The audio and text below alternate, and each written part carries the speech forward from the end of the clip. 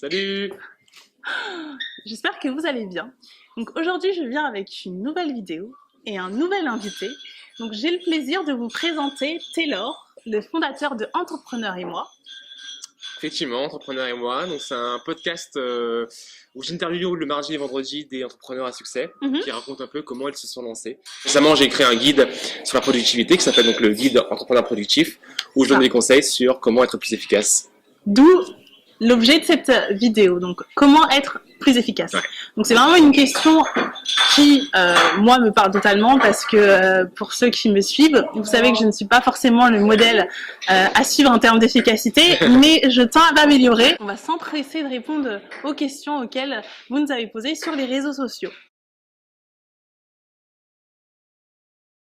Alors donc, il n'y a pas pour moi de journée type, c'est-à-dire que je pense que chacun doit trouver un peu son rythme, doit s'écouter un peu au maximum pour savoir vraiment ce qui lui convient. En tout cas, ce qui est important, je pense que à retenir sur la journée, c'est déjà de se réveiller avec un peu une idée de ce qu'on va faire, voilà, donc de prioriser au maximum ses tâches.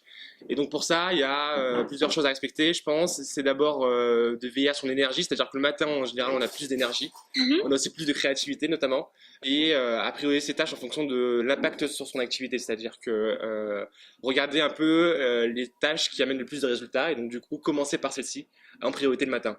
Voir où notre pic d'énergie se situe au cours de la journée, commencer à s'atteler à des tâches qui nécessitent une concentration importante, et puis ensuite enchaîner par des tâches moins importantes. Alors justement, pour vous donner un peu un exemple de ma journée type à moi, de savoir un peu comment moi je travaille, alors, effectivement le matin, moi je regarde bien ce que j'ai à faire, c'est-à-dire que moi j'ai un système où en fait je priorise mes tâches et je garde en fait 3 tâches les plus importantes. J'ai vraiment ce système où je sélectionne vraiment les 3 tâches et c'est vraiment celles que je veux absolument faire. D'accord. Voilà. Après les autres elles sont secondaires. Et en fait ces tâches-là, les 3 premières, je vais essayer de les faire le matin, donc jusqu'à 13 h environ. Et donc je vais vraiment travailler de manière focus, donc faire des sessions en fait de 50-10-50, c'est-à-dire que 50 minutes de travail, 10 minutes de pause, 50 minutes de travail. Donc c'est vraiment du travail intensif pendant 50 minutes. Je vais être vraiment voilà à fond. D'accord. Et puis ensuite 10 minutes de pause, 50 minutes de travail, puis après une demi-heure de pause et j'enchaîne avec ça. Donc c'est un peu comment la manière dont je fonctionne. Le midi, il faut éviter de manger trop lourd parce qu'après on a du mal à s'y remettre.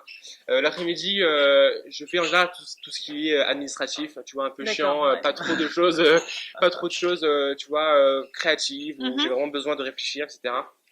Donc les articles en général, j'ai plutôt tendance à les écrire le matin, tout ce qui est créatif, donc trouver des idées. Et puis après l'après-midi, c'est voilà modifier mon site, des choses un peu voilà, un peu moins intellectuelles, on va dire. D'accord. Voilà. Ok.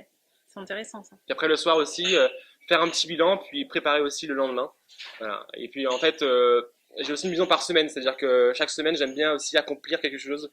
Donc me dire que par exemple la semaine suivante, mon but c'est bah là, de finir le guide ou mon but c'est de lancer cet article-là, etc.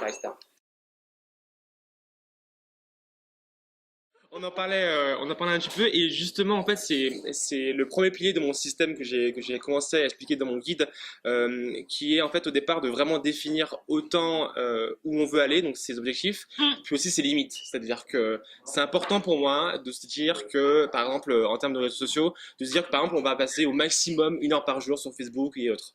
Donc je pense que on peut pas comme ça travailler sans se fixer des limites sur certaines choses qui nous mangent beaucoup de temps, notamment en Facebook. C'est vrai que lorsqu'on passe ne serait-ce qu'1 minute dessus, on peut vite passer 1 heure dessus. Voilà, donc c'est un peu le piège. Et justement, je crois que tu utilises bien le mot Laure en disant bouffer parce que c'est vraiment un bouffe-temps. Et donc il faut vraiment veiller à ça. Donc se fixer peut-être des limites. Donc se dire sur Facebook par exemple, je vais regarder uniquement 3 fois. Donc par exemple le matin, le midi, le soir. Voilà, vraiment essayer de tester au départ, puis après d'adapter par rapport à nos besoins, par rapport à ce qu'on a. C'est se dire comment on a envie aussi de gérer la journée, tout en prenant en compte à la fois cet équilibre entre ce qui nous prend de l'énergie, ce qui nous donne de l'énergie. Encore une fois, il n'y a pas de meilleur support. Je suis désolé Laure de te dire ça à chaque fois, mais je crois qu'encore une fois, il faut essayer, puis voir ce qui marche pour nous. J'ai essayé tout type d'applications, j'ai essayé plein de systèmes possibles, imaginables. Puis au final, ce qui marche bien pour moi, c'est d'avoir mon petit carnet où chaque jour j'ai ma case, où je note mes tâches, etc. Et donc voilà. Mais encore une fois, il faut tester et voir ce qui marche pour nous. Voilà. Moi, ce que je fais, c'est que j'ai tendance en fait à le matin à visualiser ma journée parce que ça me permet déjà de me dire qu'elle va bien se passer et d'avoir beaucoup plus d'énergie en fait, beaucoup plus dans l'action. Donc je sais pas si ça peut dater, mais moi c'est une chose que j'utilise et qui marche assez pour moi.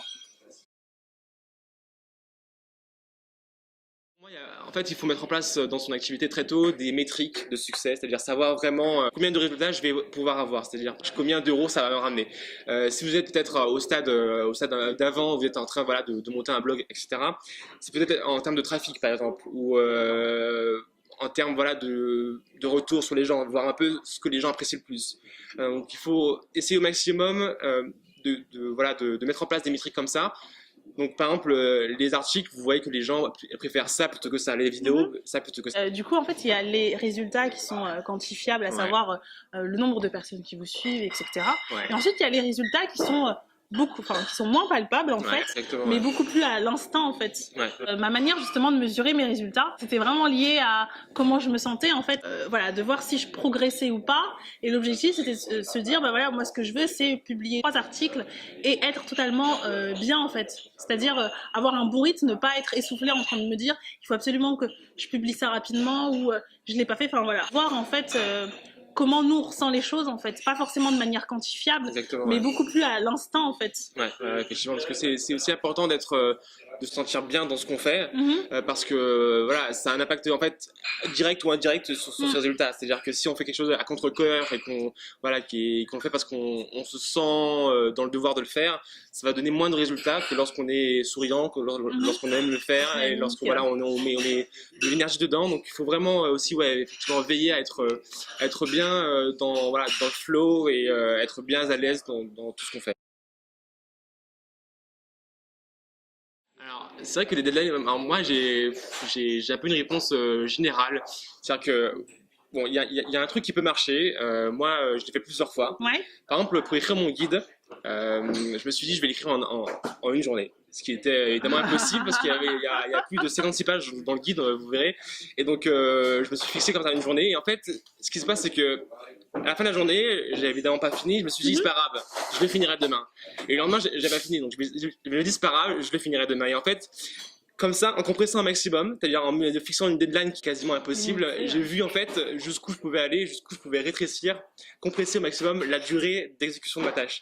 Et donc ça, c'est une manière de le faire. Après, ça marche pas pour tout le monde. Moi, ça marche parce que je suis quelqu'un de très fonceur et du coup, j'étais vraiment à fond dedans.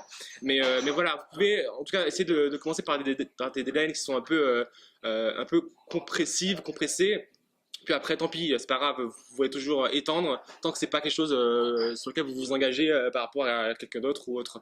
Donc voilà, vous pouvez commencer par fixer une deadline un peu abusive, puis tant pis, après vous reposez. Comme ça, vous saurez de toute façon combien de temps vous pouvez le mettre au maximum. C'est-à-dire, voilà. D'accord, ok. Donc il y a à fond en fait. En fait, se dire clairement, ma deadline elle est là, elle est pour demain, et puis tester jusqu'où on peut aller. Et puis au final, on sait pertinemment qu'on ne le fera pas demain, mais au moins ça nous permet de donner le meilleur de nous-mêmes et de faire les choses le plus efficacement possible et d'être totalement efficace parce qu'on voilà, quand on a une deadline, on doit la respecter et du coup on se met en condition pour atteindre cet objectif-là. Même un syndrome ou un principe, une loi qui existe, qui dit que l'être humain en général, en fait, lorsqu'on se fixe un temps donné pour une tâche, a tendance à couvrir tout le temps. C'est-à-dire que si je me fixe 2 heures pour écrire un article, ben, je vais prendre 2 heures. D'accord. Alors que voilà, si justement je compresse un maximum et je me dis je vais écrire en une demi-heure, peut-être que je vais l'écrire en 45 minutes, mais au moins je saurais que je peux l'écrire en 45 minutes. Et donc ça c'est un principe qui est assez universel et du coup il faut aussi veiller à ça. Ne pas forcément mettre des deadlines abusives vraiment longues. Et du coup on a tendance à prendre tout le temps et en fait parfois on a même tendance à procrastiner et à attendre la dernière minute et du coup on est capable de le faire en fait. Moi en tout cas je vous ai sélectionné 3 meilleurs outils que j'utilise moi-même. D'accord. Donc le premier outil c'est un carnet. D'accord. Moi j'utilise beaucoup les carnets, je suis très visuel et dans l'écriture, dans le fait de barrer mes tâches. Voilà. Ensuite il y a Evernote que j'utilise beaucoup pour tout ce qui est documents, pour tout ce qui est lorsque je vois un article qui m'intéresse sur le web, ben, je vais l'enregistrer dans mon carnet de notes. Donc c'est très facile pour aussi tout ce qui est PDF que je trouve sur internet, donc je peux les enregistrer. Donc c'est vraiment très pratique et puis ça synchronise entre votre ordinateur, votre smartphone, etc. Et puis le troisième outil, c'est un outil aussi assez visuel, c'est d'utiliser un calendrier au mur. Ah, Alors yes. moi j'ai un immense calendrier où je me fixe en fait les dates importantes, les deadlines aussi importantes.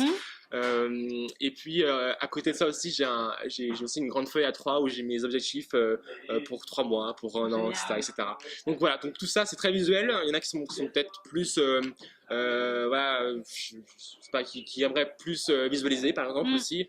Donc vous pouvez aussi avoir voilà, des photos, des choses voilà, qui vous stimulent et qui vous permettent aussi de vous organiser de manière plus efficace. En tout cas, il n'y a pas de secret. Je pense qu'il faut trouver ce qui nous plaît. Mais voilà, tester encore une fois et puis trouver là où on aime le mieux. J'avais vu un TEDx qui parlait de ça, justement, du pouvoir de la visualisation, et qui disait du coup que c'était très important de visualiser entre guillemets son avenir, ses objectifs, et matérialiser, soit par un tableau inspirant avec des phrases qui vous inspirent, qui vous boostent et qui vous motivent à affronter la journée, ou alors des objectifs de vie finalement, et de se dire voilà, dans 3 ans j'aimerais bien atteindre cet objectif-là, et ça aide beaucoup. Moi je sais que c'est des choses que je fais et qui me permettent aussi d'être très motivée. Je dirais actuellement, en tout cas sur internet, c'est Evernote, encore une fois, Yes. qui marche vraiment très très bien, qui synchronise entre votre ordinateur, votre smartphone, etc. Et donc ouais, Evernote c'est vraiment bien. Après, pour les articles uniquement, il y a d'autres outils qui existent. Il y a notamment Pocket que j'utilisais à un moment. Il y a aussi Instapaper qui existe aussi. Enfin, voilà, il y a plein d'outils qui existent, mais je pense que l'outil qui réunit un peu tout, c'est Evernote. Toutes les options, c'est beaucoup plus sur Ouais, Evernote. exactement, ouais. Alors effectivement, ça c'est la grande question, c'est-à-dire qu'on a tous envie de travailler moins et gagner plus. Totalement, c'est ça. Je pense que c'est un peu le secret. Et en fait, tout ça pour arriver à 3 étapes différentes, c'est-à-dire au départ de bien définir ce qu'on veut. Donc ça passe par les objectifs, ça passe aussi par les limites, par aussi voir voilà, ses valeurs, ce qu'on aime faire, etc. S'écouter encore une fois. Ensuite, il y a une grosse partie où il faut justement prioriser et aussi éliminer un maximum de choses, c'est-à-dire qu'on a trop tendance à perdre beaucoup de temps. On parlait des réseaux sociaux, il y a aussi des tâches qu'on fait qui ne sont pas forcément utiles pour notre activité. Donc on perd beaucoup de temps, donc c'est vraiment éliminer toutes ces activités que j'appelle des mangeuses de temps. Voilà. Puis après aussi, c'est d'être focus, donc c'est vraiment en fait revoir la manière qu'on a de travailler, donc comment on travaille. Et justement, j'ai un concept qui s'appelle la boîte de productivité, c'est-à-dire que on va se mettre dans cette boîte imaginative quand on travaille sur une tâche en particulier. Donc on travaille vraiment sur une seule tâche, une seule et unique tâche pendant un temps limité. Donc on est vraiment limité par le temps et puis par la tâche. Et donc l'idée c'est vraiment ça, c'est-à-dire que pendant il y a plusieurs méthodes qui existent, hein. On peut soit faire pendant une demi-heure par exemple, être vraiment focus sur une seule et unique tâche, vraiment à fond, Encore une fois, ça dépend des gens. Il y en a qui vont être capables de le faire pendant 1 heure, il y en a qui vont être capables de le faire pendant 20 minutes. Donc chacun doit s'écouter, puis tester encore une fois et voir ce qui convient. Mais voilà, donc ça passe par voilà, définir un peu ce qu'on veut, éliminer justement pour être au maximum en adéquation avec ce qu'on a envie de faire, avec ses objectifs. Puis après être focus, donc vraiment optimiser pour travailler au maximum en étant productif et efficace. Ceux qui veulent aller plus loin, j'organise un workshop le 23 avril prochain à Paris. Où justement on va revoir ensemble ces 3 piliers, dont ces steps. Ce que je vais faire, c'est que je vais mettre les liens en bas de cette vidéo vers le site de Taylor et les liens vers son workshop. Donc merci de nous avoir suivis. Si vous avez apprécié cette vidéo, n'hésitez pas à nous le dire en commentaire, à la liker, à la partager et à vous abonner à ma chaîne. N'hésitez pas à poser également toutes vos questions en barre d'informations. On se fera le plaisir de répondre à toutes vos questions. En tout cas, ce fut un plaisir. Merci beaucoup Taylor. Merci à toi Grace. Merci à vous. Et on vous dit à très vite. Au revoir.